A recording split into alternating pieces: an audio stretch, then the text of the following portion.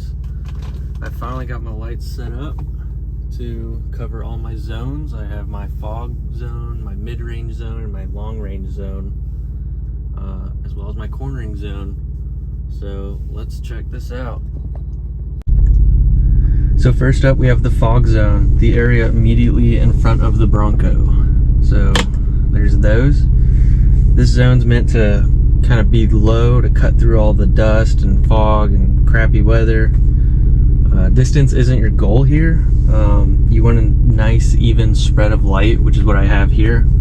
I'm using our hammer-built flush fit fog kit that uses Baja Designs S1s in a wide cornering pattern. I picked amber because that kind of helps cut through dust and fog a little better than white, you know, so you don't have all that light reflecting back in your face. Plus, I like the look of yellow fog lights better. So next up, we have our mid-range zone, which is where your headlights are aimed. You know, this zone, you can really go as bright as you want here. You know, you're not going to be, as long as you're not blinding oncoming drivers or the person in front of you, go crazy. So this is my headlights, but for this zone I have some bumper mounted LP6s which have a high and low beam function. The low beam is what covers your mid-range zone, and the high beam covers the long range while using spot optics, and I'll get to that later. So here is the LP6 low beam. You can see it. I mean, you can see it for yourself. It's way better than just your headlights. Here's off, here's on.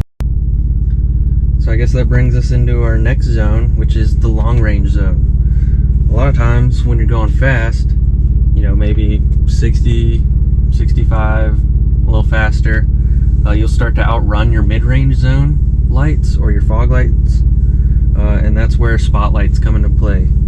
Ideally, you'd want this mounted higher up, so, you know, your A-pillar lights or, you know, a rooftop light bar. For this, since I already had the LP6s on my bumper, I used those, and I used their high beam function. So I'll show you those here real quick. You can see that spot pattern going way out. Here's nothing. There's the high beam. I don't know if you can see in the video, but there's those trees out there.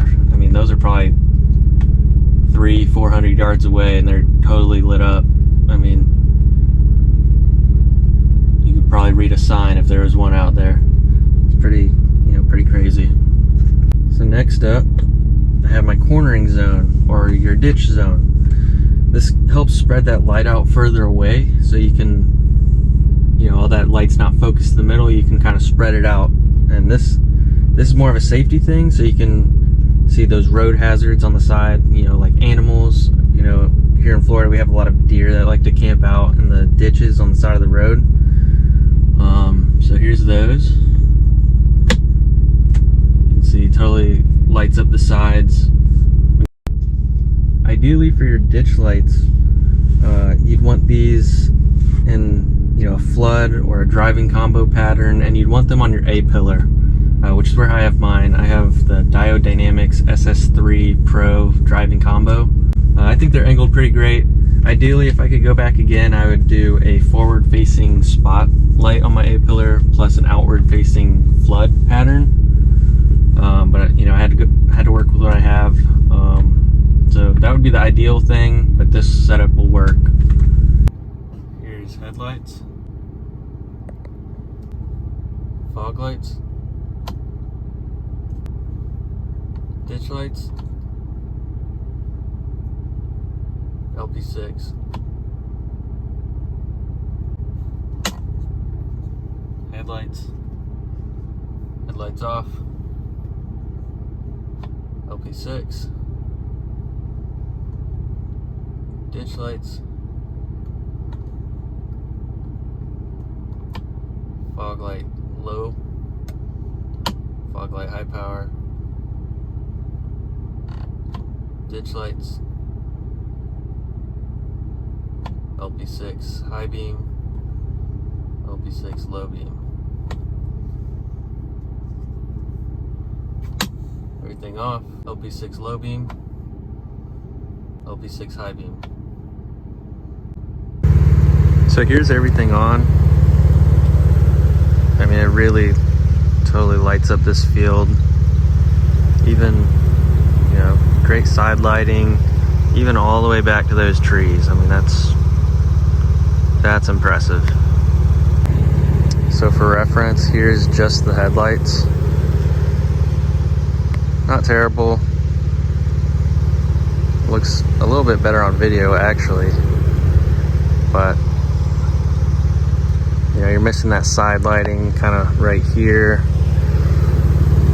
You know, all this right here you're missing out on. Up there in the cornering zone, which is kind of like right over there. Your long range zone you're missing. And then don't forget your rear lights, your chase lights. These are Squadron Pros in a wide cornering pattern. Did a nice yellow and white combo. Thought it gave it kind of a cool race car look. But these are perfect for when you have the person behind you and it's really dusty. These are going to cut through all that dust so they can still see where you are. They can follow the trail. You know, they can follow you. They know how close they are to you or how far, so they don't run into you. So don't forget your rear lighting. These are all my lights on.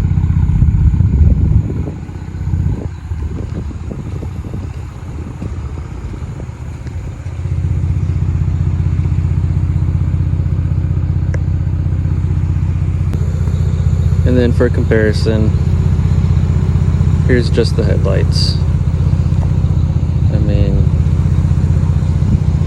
it's a lot darker out here than it is in the video, but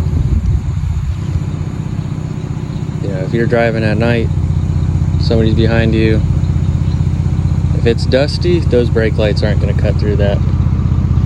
I know for a fact.